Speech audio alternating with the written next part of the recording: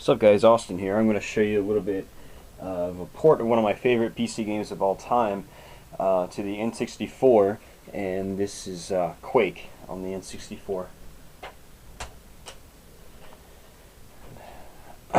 Not Quake's, well, never mind. I was going to say it's not called Quake 64 because it's not labeled that on the box, but apparently it is on this menu. Anyways, Quake on the N64 is a pretty damn good port of the PC game. It enhances the graphics a little bit, adding extra lighting effects. It's reminiscent of, say, GL Quake, which was a free add-on for Quake originally, enabling the game to support 3D acceleration at the time. At the time, that was unheard of when the original Quake came out back in early to mid '96. Anyways, this version is pretty good. By default, you use the analog stick to move. I'll play it on Nightmare. You press the Z button to fire, much like Turok on N64, which kind of set the standard for first-person shooter controls on N64. You use the C buttons to strafe left and right, and then C down to jump. You don't have to worry too much about aiming, because Quake by default had auto-aim. I don't know if you can actually turn that off in this one.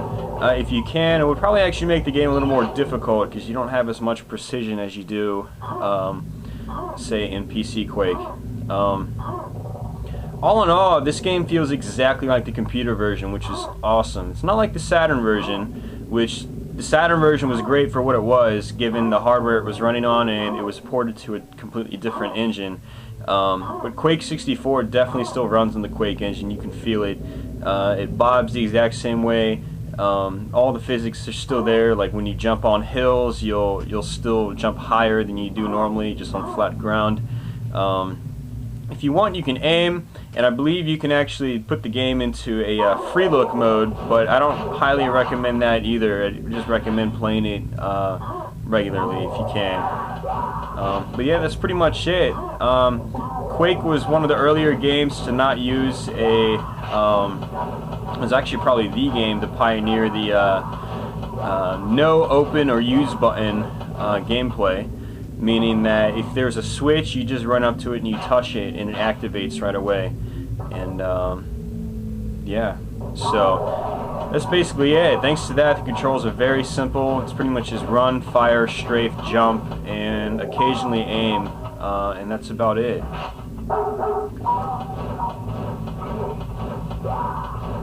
Occasionally enemies will drop packs. The grunts like that will drop shotgun shells. The ogres will drop packs that have grenades in them, which are used for your rocket launchers and your grenade launchers. Anyways, here's an example of the enhanced lighting effects. You know, it's dark and blue here, and which is really cool. Those effects aren't even in the PC version, which is pretty sweet. So if you like the PC version, and if you enjoyed the single-player game of Quake, and you want an enhanced version, definitely check this one out. As far as I know, it doesn't have every stage from the PC version, but it has a good portion of them. It has quite a few of them. It's been a long time since I've actually completed this game, but I did beat this back in the 90s when I originally had it on the 64, and yeah, there's still a lot of stages, and it keeps a good portion or a good amount of the original PC levels in here.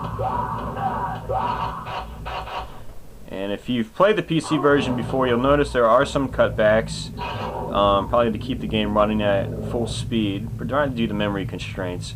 Like there were normally some pillars here, some detailed pillars actually in the PC version, which have been taken out.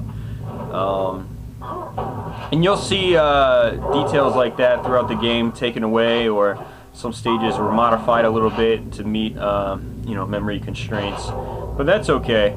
All the extra lighting effects and so forth are a really nice addition, and add to the overall mood of the game, really.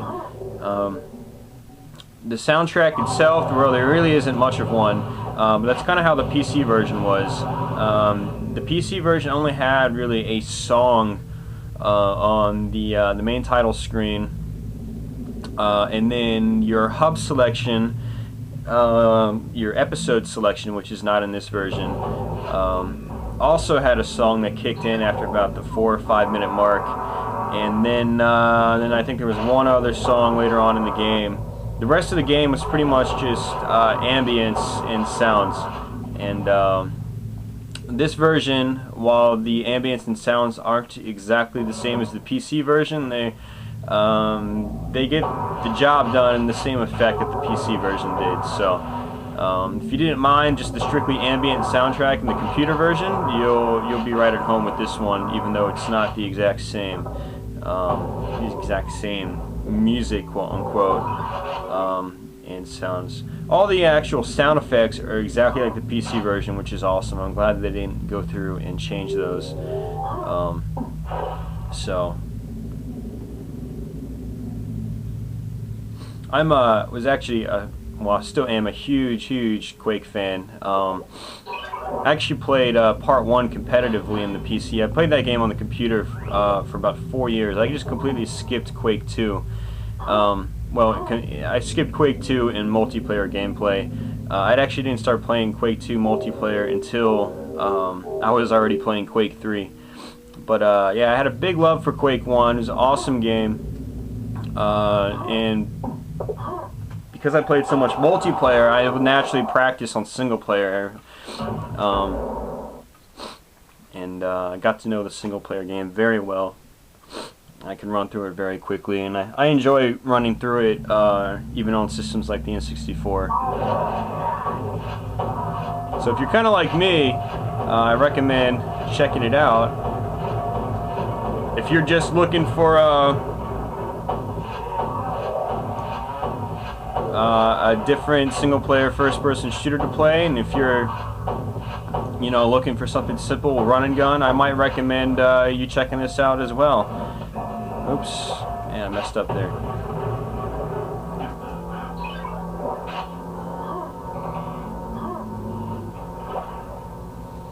Like there used to be a shortcut right there that would lead you to the first area of the level.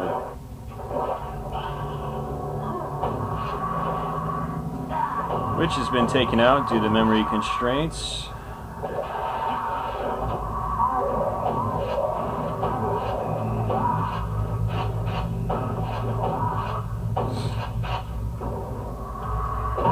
Oh shit, that can't be good.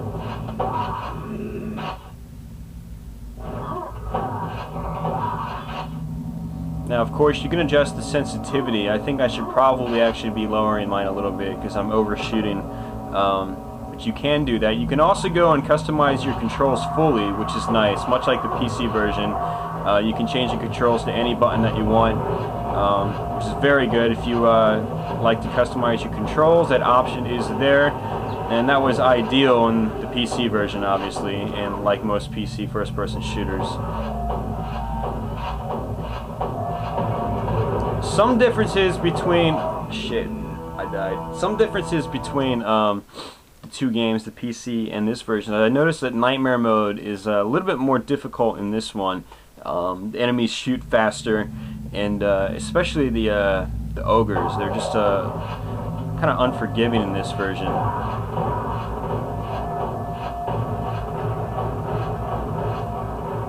And look how fast they're throwing them out. They don't throw them out that fast in the PC version.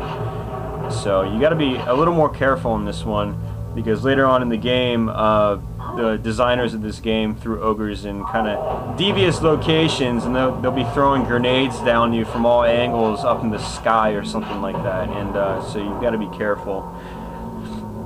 One last thing before this video cuts off is I wanted to show you that you can actually change the graphic filter on this. Actually, let me kill this dude. You can actually change the graphic filter.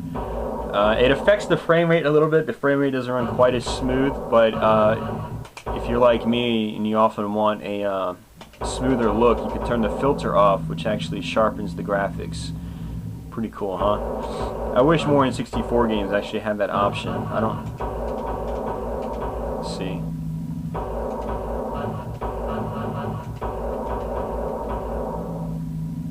There we go. And lastly, if you're looking to actually save your progress in this game, It actually uses the controller packs, so make sure you have some free space available. This is one of those games that actually has the option to delete files when you first boot up your cartridge, so you can, if you don't have enough space, you can always do that right from this game.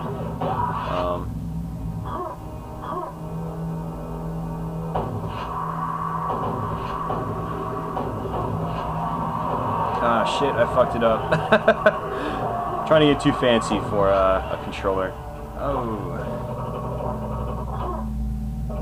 Anyways, I'm about to cut this one off, guys. Hope you enjoyed this one. This is Quake on the Nintendo 64.